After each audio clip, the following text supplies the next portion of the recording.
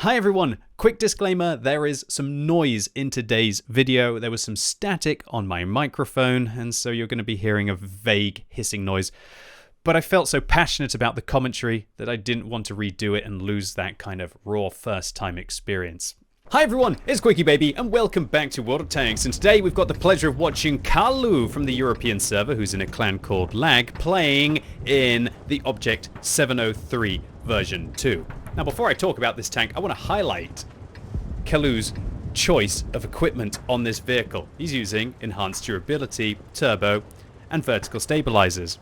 Until recently I used two of those pieces of equipment on this tank. I personally would prefer to drop out the enhanced hardening unless I'm on an awesome map like this for vents, just to make everything a little bit better. Recently played a very long session in this tank and I just couldn't really face the accuracy of this vehicle. And so I got thinking about, what do vertical stabilizers do? I know, sounds like a weird question, right? If you've got standard vertical stabilizers, they reduce your on-the-move dispersion by 20%. And the way that I feel that dispersion works is it adds on top of the base accuracy, because you can never get any better than that. Now, depending on how fast you're moving, the reticle will bloom out more and more. So vehicles that want to bomb it around a very quick speeds probably want to try and enhance their gun dispersion values, the ones that affect them when they're moving or when they're turning the turret more. But vehicles like this, heavy tanks, which aren't really moving so much, especially ones that, even though this is an autoloader that has a stonking intra-clip reload, I dropped out the vertical stabilizers on this tank and tried to use instead the enhanced aiming device, which improves the accuracy. Albeit, I did have a bounty one, so I didn't even need to take up the firepower slot on this tank. And I can tell you, since I used that, it massively changed the way that I felt like I could be consistent in this tank. Because KALOOO's going to show some really good marksmanship here. But I tell you what, even with good marksmanship, the base .44 accuracy on this vehicle, it really does troll you quite a lot. Luckily for KALOOO, all of his shells are going to be going exactly where he aims them. And he's fighting against arguably the best tier 8 heavy tank in the game right now, the Skoda T56, and every single shell right into the weak point, and that Skoda T56 is backing off right now. Now, we're going to have to also see whether the use of the durability module inside this game is also going to help KALOOO to be able to achieve his goals. Now, you're going to get the extra hit points, 10%, because it's in the slot, but also it's going to mean that KALOOO's tracks are going to be way more healthy, so we're going to see whether that helps him to keep mobile. Personally, for me, I settled with using vents, a turbo, and the aiming device, albeit a bounty one on this tank. For a lot of players, you could take the firepower slot on your heavies instead, and then be able to just get slightly less from the turbo by putting the aiming device in the second slot. I'd recommend any of you out there who seriously think about your equipment, give it a go. On a vehicle like this, with horrendous base accuracy of .44 and okay dispersion values of .06, give it a go. Try and drop out the vertical stabilizers and see if just the raw base accuracy can end up helping you more. So KALOOO has played a flawless game so far, taking one hit to be able to get into position and then vanquishing two dangerous heavy tanks on the enemy team. This is what you have to do in your close run games. Just like I talked about on the channel, I believe on Monday of this week, or was it Tuesday? No, it must have been Monday because today's Wednesday, where I was talking about, or maybe even Sunday, about winning in World of Tanks and how many games can you actually win.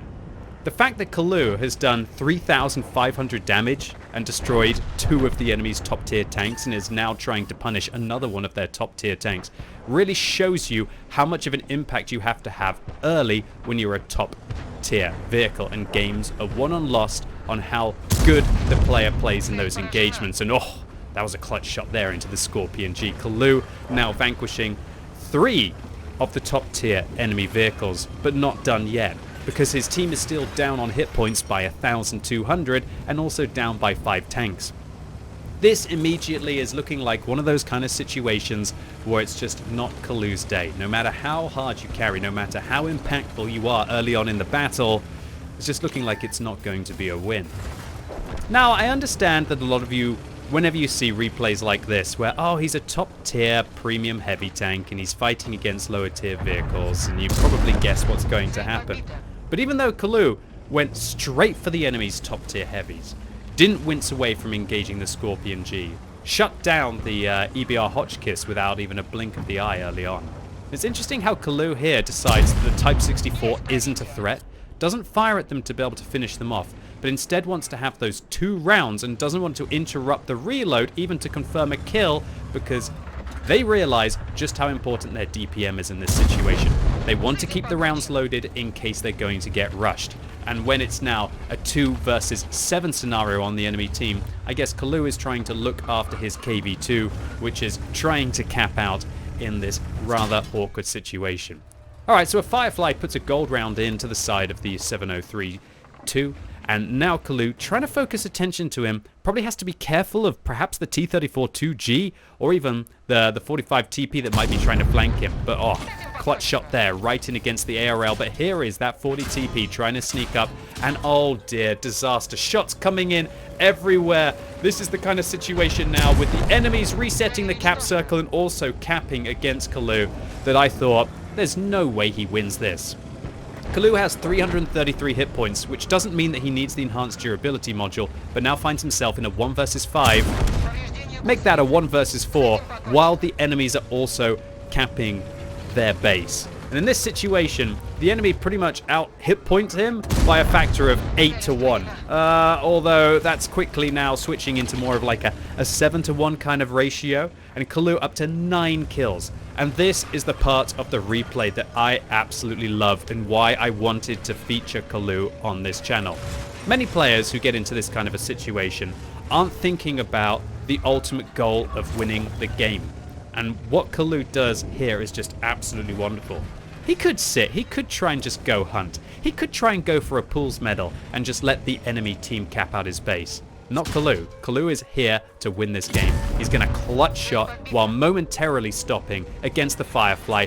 Now his hit points are down to that kind of point where he can take one more shell from the VK purely because of the enhanced durability. And with 20 seconds left on the cap and a pools medal to their name and 6,000 damage, KALOOO is not done yet. They only have 1 APCR round left in their tank, so they're not going to be able to reload the second shell, but they don't have time to have the intricate reload. And with 3 seconds, 2 seconds, 1 second, 0 seconds, KALOOO clutch shots and gets 100 base defense points, interrupting the IS from winning the game. And even though KALOOO thought that he was absolutely screwed in this situation, he's put himself back into the game. Now, with the APCR round drained from his vehicle, loads high explosive anti-tank rounds. And because he's got more than one of them left, he's going to be able to load 2 barrels worth to hopefully be able to deliver to the VK3002M.